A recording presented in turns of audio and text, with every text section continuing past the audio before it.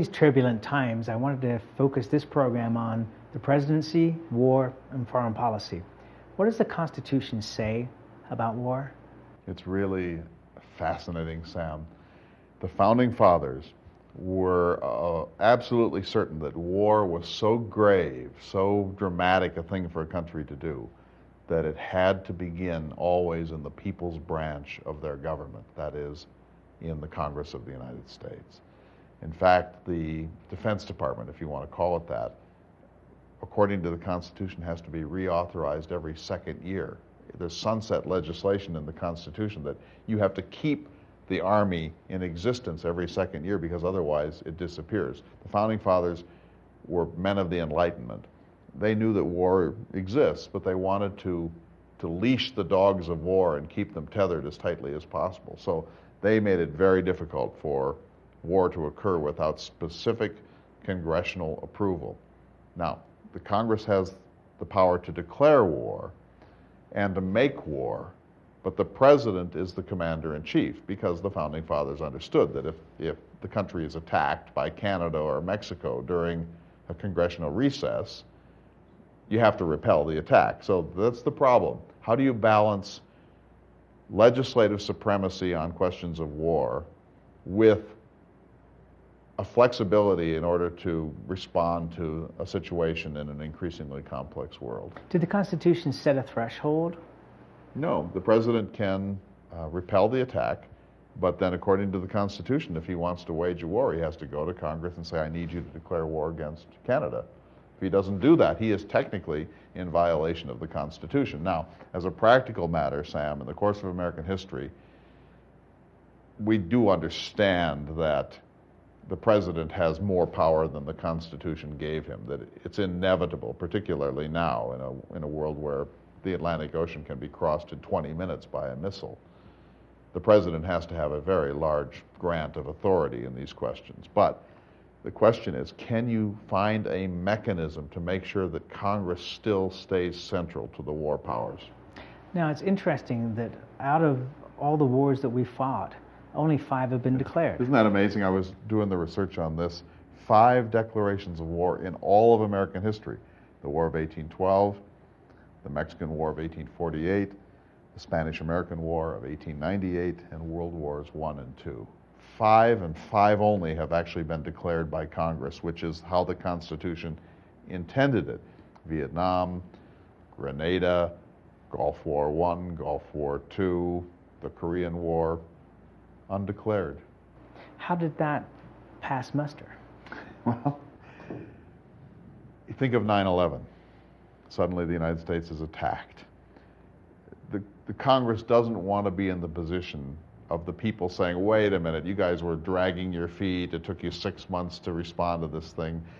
The president is the one individual in our national culture who is elected by all the people. A senator isn't, a representative isn't, certainly the Congress is at a remove. And so the president is the national figure. He's the commander-in-chief, and when this happens, he responds. And Congress has been very reluctant to get in the way of that, because if they do, the backlash could be absolutely unbearable from the people. And furthermore, Congress does understand that in a complex world, not everything can go through that laborious two-house process. You know, the House passes a bill, then the Senate passes a bill. They're different. So there's a conference committee. It takes them days or weeks to sort all of this out. Meanwhile, you know, troops are flooding into New York or New Jersey from France. And so we've always had this problem that we know that war is something where you really need a king. But our system doesn't like a king. And so we want to give the president king-like powers in an emergency, but then to go back to due process as soon as you can. And it just hasn't worked. It's broken down. Well, and the situation that we currently have is where the president goes back to Congress to get a resolution to say that if he wants to, he can go ahead with war.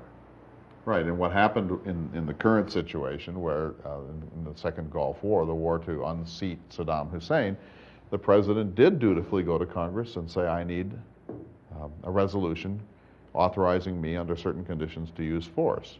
And Congress passed that resolution. That's his blank check. And just because the actual circumstances turned out to be quite different from the justification of the resolution doesn't remove its validity. Congress gave him authority to fight the war when it turned out that the war was being fought, let's call it, for reasons a little different from the ones that were stated at the beginning. The only remedy Congress had was either to impeach the president or to pass a second resolution saying, we've changed our minds, you have to pull back. Because of the system that now exists, that must make it incredibly difficult for a senator, or congressman for that matter, to run for president just because of their record. Oh, absolutely. You see this all the time. Senators are very poor presidential candidates because in the course of a long time, they're doing horse trading on appropriations, they do earmarks. There are procedural questions where they appear to vote for something at 9 a.m. and then against it at 2 p.m. And so if you want to pick that apart in a presidential campaign, it looks like they're self-confused or that they're opportunists or that they don't have a core set of values. That's not true at all. That's the nature of senatorial horse trading. But it makes for a very difficult explanation when you say, I voted against the war before I voted for it, or I voted for it before I voted against it. That makes sense within the halls of the Senate, but it doesn't make any sense in Peoria. How did the president gain so much power after World War II in this ability to fight wars without actually declaring them? Well, it really goes back farther than that, Sam. It begins with Abraham Lincoln.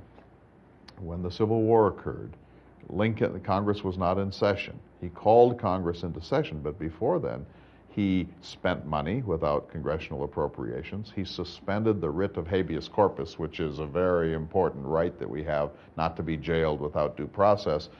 He started all sorts of confiscations of property. He jailed people that he regarded as a security risk without any due process whatsoever. And then Congress came into session and Lincoln said, oh, by the way, I've done some of these things. I hope you will cover them with legislation, which they did. But he expanded the powers of the national executive, and when he was asked why, he said, because I had to save this union, I had to save the country, that self-preservation of the nation is way more important than constitutional niceties. And so he, in effect, got away with it. Well, then when Woodrow Wilson fought World War I, he used Congress much more than Lincoln had done, but he essentially went to that model that Lincoln had showed about how to survive. Franklin Roosevelt did much the same thing in World War II. Well, since then, these other wars have been smaller. The very survival of the United States is not perceived to be at stake. They've been less popular, Korea, Vietnam, Grenada, etc. And so presidents have increasingly behaved outside of congressional authority, not really wanting to consult Congress because it's just been perceived as politically unwise or too cumbersome. And so they've gotten away with it. Why? Because we haven't stopped them. Well, and that's fascinating because in the original documents, the Congress was supposed to be more powerful than the president, and in fact, the exact opposite has occurred. And you're absolutely right, Sam. And on this question, much more powerful than the president. I mean, I repeat, the Founding Fathers believed that war was something that you couldn't allow one person to be doing. There had to be a very broad national consent about these questions, and so it had to be kept in Congress. And if you let it go to the president, then you're no better off than a European monarchy where the king starts a war for no good reason. And so the evolution of our system has been away from that constitutional protection to almost a monarchy with respect to war, and Congress is the only entity that could have stopped it, and it just hasn't had the will or the guts to do it. Here's a few questions to think about and discuss. Question 1. The Constitution is clear that wars must begin in Congress. Most of the wars of American history have not begun in Congress, but in the executive branch. Is that acceptable? Question 2. How can a president be both commander-in-chief and defer to Congress on questions of war and peace? Question 3. If we were rewriting the Constitution today, how would you change the war powers formula? Question 4. If a president takes the country to war without getting congressional authority, what should the people or Congress do about it? So if from the time that Lincoln was president, we've had the president acting more like a king, in war, and the Congress not taking their role, what good is a Constitution? It's a great question, because as I've been thinking about all of this to prepare for these discussions, Sam, I've noticed that we have veered so dramatically from what the Founding Fathers had in mind. And yet, the Constitution still matters. Why? Well, because if Congress decides to reassert itself, it can go back to the Constitution and say, that's not what it says, that's not what the Founding Fathers intended, it really granted to us these powers, we're going to reassert them. And the President wouldn't be on very good grounds then. You know, if the Constitution said that in times of war the President can do what he wants, then he'd say, look, there it is. But in fact, it argues just the opposite. So theoretically, there could be a rebalancing of the system, and the courts do step in from time to time. And remember, after Vietnam, Congress stepped in and passed the War Powers Resolution of 1973, and that was a very serious attempt to reclaim the war powers. Would you define that? Yeah, it didn't work, by the way, but it said that the President can initiate military action, but he must inform Congress within 48 hours. That's number one. Number two... And does he have to get consent then? No, just to inform them. But then number two is he can only keep them in the field for 60 days without congressional authorization. So if we get attacked in Florida, the President can respond, but he has to let Congress know within 48 hours.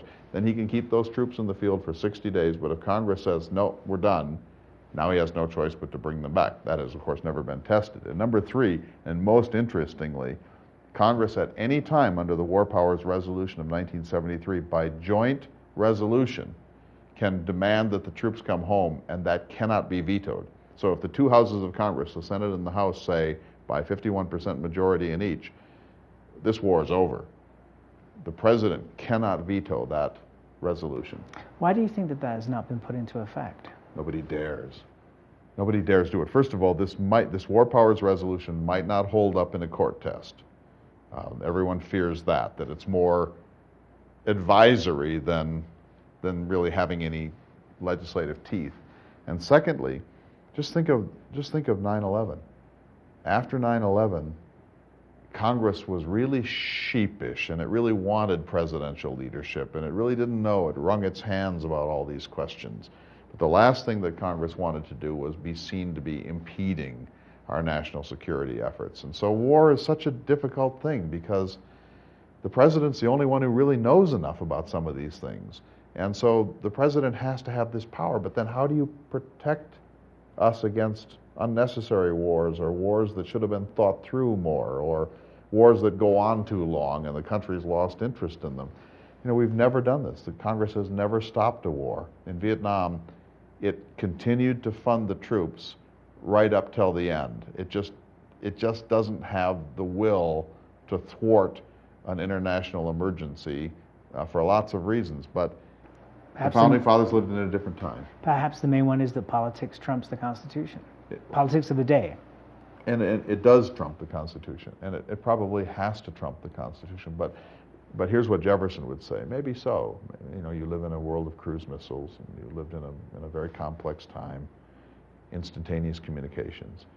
But you are really in a dangerous zone, because what if you have a president that leads you into a war that's unnecessary, that bogs down, that hurts your prestige in the world, that costs the lives of young Americans, that bankrupts the Treasury, and it was done without the kind of deliberation that a great nation needs to be showing? What do you do then? If you can't, you know, we don't really have impeachment. We've never successfully impeached and convicted a president.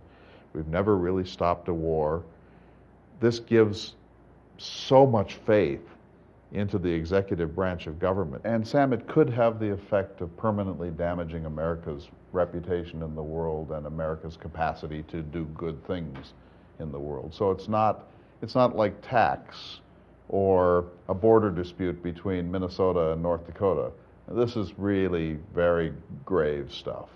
Did the Founding Fathers address in the Constitution what America's image should be in the world? They did not. Most of them had pretty modest views of American life. Remember, in his farewell address, President Washington urged us to avoid entanglements in the world. He was an America firster. And Jefferson was even more so. His inaugural address says, "We are going to avoid entangling alliances." They believed in something called American exceptionalism. They believed that we were better, more virtuous, more rooted in Republican theory than any other society that had ever existed on Earth, and that to compare us with anybody else was a mistake. And their hope was that in the long run, every other nation in the world would want to be like us, but they were very concerned about meddling in Britain and France and Spain or anywhere else. They were isolationists right to the core. It's probably too late in the world's history for us to be isolationists, but the Founding Fathers really believed that our focus should always be on ourselves. And they could never have imagined a global society where something that occurs in a banking system in Asia ripples around the world within 24 hours. No, they couldn't have even conceived of such a thing. And Jefferson once said that our protection was that we had a 3,000-mile moat between us and the havoc of the old world. He said, "Would it were an ocean of fire." Thank goodness we're separated from European history, but in a global world with cruise missiles, that no longer makes any sense. And 9/11, if there hadn't been previous warnings of that, 9/11 was the last nail in the coffin of American isolationism. What happens in the rest of the world affects every one of us, and we can't any longer turn away from that. Here are some more discussion questions. Question 5.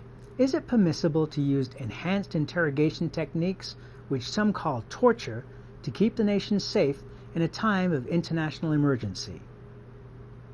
Question 6. George Washington urged the American people to be isolationist. Jefferson agreed. What do you think? Question 7. Should the people be required to pay as you go when America fights wars? In other words, should wars be paid for by immediate taxes? Question 8. Why did President Lincoln suspend the principle of habeas corpus during the Civil War? Question 9. Under what circumstances should the United States declare war on another country? As we continue our discussion of the presidency, war, and foreign policy, let's turn to the Supreme Court and the Hamdan versus Rumsfeld case over Guantanamo. Would you explain what it was and what it means? I certainly will. Let me just say that basically the courts in American history have tended to acquiesce with strong presidents during times of emergency, even when pretty clearly they're eroding the Bill of Rights and the Constitution. Lincoln was given basically free rein during the Civil War, and even the Japanese internment during World War II was sanctioned by the courts of the United States. They gave their approval to those emergency measures by FDR, which we now look on with some shame. Well, but in each case, there is always a series of test cases, and during the Second Gulf War, the one of the Bush 43rd administration, a case came to the Supreme Court called Hamdan v. Rumsfeld. Rumsfeld, of course, the Secretary of Defense. Hamdan was a man named Salim Ahmed Hamdan from the country of Yemen. He was an associate of bin Laden's, and they'd been engaged in some agricultural projects. He was arrested by the United States military and taken to Cuba, to Guantanamo, where he filed a writ of habeas corpus, which is embedded in the Constitution as a natural right of American people. He said, "I've been detained illegally. I've not been enabled to have counsel. The United States hasn't prosecuted a case against me. Under the writ of habeas corpus, I should be freed." The Supreme Court took up the case, and on June 29th, 2006, it said that he had been illegally detained, that the military commissions that the Bush administration set up for these cases offshore violated the Geneva Convention and the Uniform Code of Military Justice, and that there would have to be congressional authorization of military tribunals, and we would have to conform to these international treaties that the United States had signed. So, even in a time when there is this sort of sense of unprecedented crisis, Islam versus Christendom and East versus West, even though this man is not an American citizen, he's from Yemen, he was able to use the Constitution of the United States and the Supreme Court to get relief from simply being thrown into a prison in Guantanamo and not attended to by due process. That's the power of our Constitution. You know, in a dictatorship, you can't imagine Saddam Hussein being checked by his courts. You can't imagine George III or Charles I or Louis XVI being checked by their separation of powers doctrine. But in this, our happy republic, we do have a system of checks and balances, and sometimes it gets traction. And in the case Hamden versus Rumsfeld, the Supreme Court chastened the executive and said, this may be an unprecedented emergency, but you still have to follow codes of due process and be equal to the treaties you have signed in the international world. There's something, I don't know how you feel about that, Sam, but I just think that's a remarkable thing. Whatever your politics are, it's just remarkable that we have this system where there really are checks against unlimited uses of authority. Let's look at what the Constitution and the Founding Fathers would have thought about 50 and 60 years after the wars, American troops being left in South Korea, in Germany, Japan. The Founding Fathers couldn't, I mean, they probably didn't know where Korea was. But the thought that we have hundreds of thousands of troops stationed all over the world on peacekeeping missions and permanent bases in almost every country, there's no way they could have understood that. And you really, when you see something like that, or the way our special ops work, or the black budget that doesn't even appear before Congress, secret wars fought by proxies, secret military installations, renditions in which we give a suspect to another country to be removed somewhere else for questioning and probably torture. All of those things would have just, the Founding Fathers would have said, this could never happen. That in the history of freedom, there will never be a time when any of these things exist. Keep in mind, they lived then, we live now. Our world is just infinitely more dangerous than theirs. But I think that if Jefferson were here, he would say, you know what, we're America. We can do everything we need to do in the world by constitutional mechanisms and due process. And if we can't, it really calls into question the very ideals of the Enlightenment. So I think there's still room for idealism, but boy, we have gotten very pragmatic in our approach to these things. Let's go to the presidential historian, Clinton Rossiter. And he was a great presidential historian. He actually is the one who coined the term constitutional dictatorship, and he didn't mean it in necessarily a Noriega kind of way, but he meant that the president has a lot of power. Here's what he said, Sam. He concluded that in time of war, Congress can pass just about any law it wants as a necessary and proper accessory to the delegated war powers, and that the president can make just about any use of it, of those laws he sees fit, and that the people, with their overt or silent resistance, not the courts with its power of judicial review, will set the only practical limits to arrogance or abuse. In other words, when these things happen, 9/11, World War I, the Civil War, the legislative branch and the executive branch will take on just about whatever power they want. And the only effective counterweight is the people. If the people rise to a clamor and say, this isn't the American way, that weight can slow down or stop this huge concentration of authority in the executive and legislative branches. But Rossiter's view is it doesn't happen very much. The people tend to say, you know better. Well, doesn't it also appear that an election, a general election for the presidency and for the Congress is what determines the voice of the people these days? Yes, and we have two-term limits, of course. That wasn't part of the Constitution. The Constitution did not set limits on the number of terms that our presidents could serve. But presidents do have to stand for re-election every fourth year. And remember, in the case of George Bush, Bush 43, fighting a war against terror in Iraq, he stood for re-election in the year 2004, and he was returned to the presidency. That would have been the moment when the American people, if they had chosen to, could have said, no, we don't like where this is headed. They didn't. They reaffirmed him. They gave him a mandate to continue. That's an enormous vote of confidence. I mean, they're basically saying there, you're doing the job we want you to do. It's not unanimous, but we, by majority rule, are returning you to the presidency. That's an enormous power that James Madison gave us. We can retire a president every fourth year. We didn't do it in this case. So the president can rightly say, the people are endorsing what I'm doing. The level of threat is so difficult for the average person to ascertain, or even the average politician, because they don't have access to the information that the NSA, the FBI, the CIA have. That gives an awful lot of power to the president. that's the central paradox of American life. The administration, any administration, is always going to say, we know best, trust us. We won't corrupt our power. We'll never betray the trust you've given us. And maybe they're right, but how do we know? So the American people have to trust in a dangerous world, but it's not the republic that the Founding Fathers had in mind for us. Their view was a bit like the Russian proverb, trust but verify. Trust with a very small tether of authority. Their view is, when in doubt, rein in government. Our view, essentially, is, when in doubt, let government do what it says it needs to do. That only works, Sam, if all the people in our government are always deeply committed to human liberty and to minimalism and to peace and enlightenment. And we just know that's not true. And so there is a fundamental paradox at the center of a democratic culture, and that is, in times of emergency, we have to trust a government that we know we shouldn't trust.